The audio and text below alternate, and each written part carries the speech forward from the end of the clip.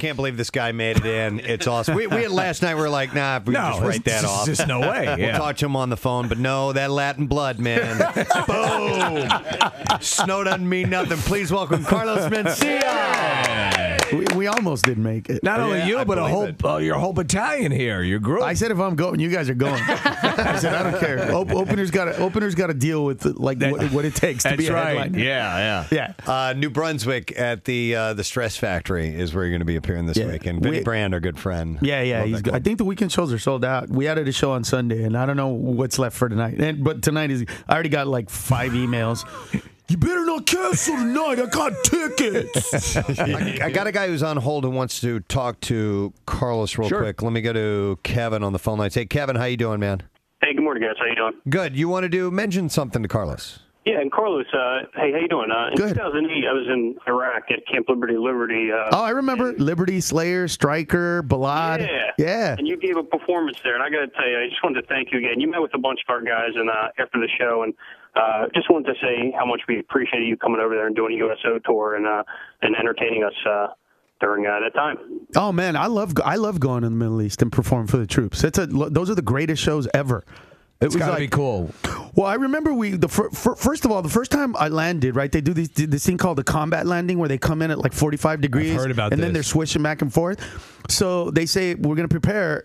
Everybody put on your life vests, you know, the bulletproof. Yeah. So I was like, why are we putting these on? And they're like, well, there's a thing called the magic bullet. They shoot at us sometimes when we land, and you never know. Yeah. So why are we not sitting on these things? Right. So I wasn't even being funny. I literally was like, the bullet's coming from the bottom. I'm not putting it on. So I literally sat on it, and everybody laughed. Yeah. And then there was like a pause of like 10 seconds. And then everybody started sitting on their life vests because they realized, he's got a point to this. So, like, that was my first introduction into that whole world. It's been like it's the most amazing thing. All right, so when you go over there and you say obviously you're on a military aircraft because you're landing at a military establishment, do you still have to go through like customs or what do you do? Do you just show up at the not really? They put you aside and they do all the nice stuff on the side. The weird thing was the first time I went, they flew me on Lufthansa. So we flew from here to Frankfurt, Germany. And then in Frankfurt, we flew to Kuwait because you can't fly into Iraq. We had to go to Kuwait and then, get military transport. So I fell asleep because it's a really long flight. And I took a sleeping pill. And they literally had to wake me up when we landed in Kuwait. Right. And I looked out the window, and I saw a lot of people that looked like my family. Right. And I swear to God, for a second, I was like, did they deport my ass? Like, it really... It looked that way, And I thought... Wait a minute, I'm getting racist. Like, do we really look alike? And so it was Randy, 2 white guys, and me. And as we're walking by the down the airport, I would hear a guy look at the 2 white guys and Randy and go, "Hey, my friend, welcome. Hey, my friend, welcome. Hey, the black guy, welcome." Then they see me and go, "Hey, and I was like, "No, dude, I'm with them too." It used to be a beautiful. Kuwait is really beautiful, but it's still very Muslim. Okay. So what happened was I land in Kuwait and I immediately know something's wrong when they're checking my bag at customs. Yeah. Because it doesn't matter what language you speak, you can tell when something's wrong. Right. And so I heard 2 guys laughing, and then it got serious, and they were looking at my bag. Wow. So it was like, and I was like, what is up with that? So they take me to a room. Oh man. And this guy goes, "Do you understand that bringing pork products into this country is highly illegal?" And I was like, well, I didn't bring any pork products. They told us not to bring any pork products, not to put any porn on our phone, not to put any sexy pictures. Yeah. And he pulls out a little bag that has bacon in it. And he goes, "What is this?" And I go, I swear to God, I've never seen that before. Right. So they put me in this little holding area. And there's like this dude that looks like a real terrorist, you know what I mean? Yeah. And in my head, it's like that movie. It's like, I tried to blow up airport. What about you? I have bacon in my bag. So where did it come I'm freaking out.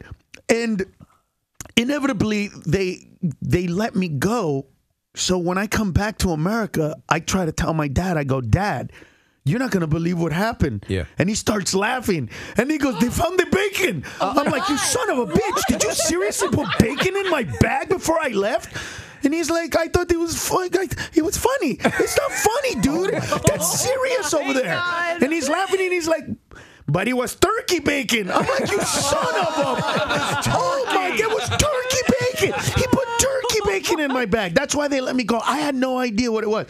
So, like, that was my first encounter. Wait, you want to plug your openers and all that stuff for the gigs? Oh, yeah, man. Momo Rodriguez, who's, by the way, goes by Momo, but his real name is Osvaldo Rodriguez Oaxaca. Stick with Momo. Yes, exactly.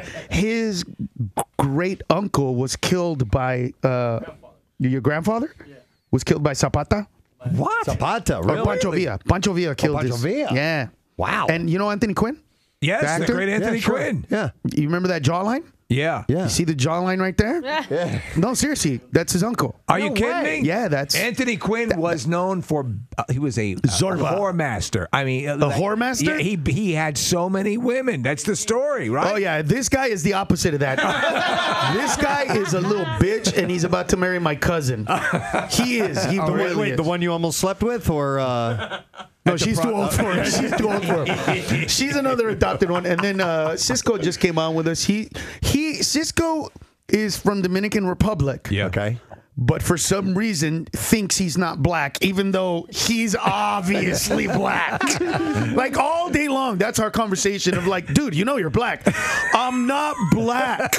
I mean, okay, I'm black, but I'm not black. So come and see the not black guy. I have a friend from the Dominican Republic. Same thing. Same thing. You can't call her black. She goes, I'm not black. Don't say that. Like, for whatever reason, that she's Dominican. That's it. If you're not... See, look at his face. Look at his face. Look at how happy he is that, like, oh, there's two Dominicans that don't think they're black. Yeah, you know what? I want you and your friend to get caught by the KKK and see if I'm not black works. Right? Hey, let's just see if that works when the KKK is like, hey, you two black people, come over here. Let me see if that Spanish works. Oye, mira, nosotros no somos negros. Let's see if that works out for you. Oh, my God. Well, thank you all, guys, for coming in. We appreciate it. Love you guys, man. Carlos, appreciate it. Carlos Mencia, everybody.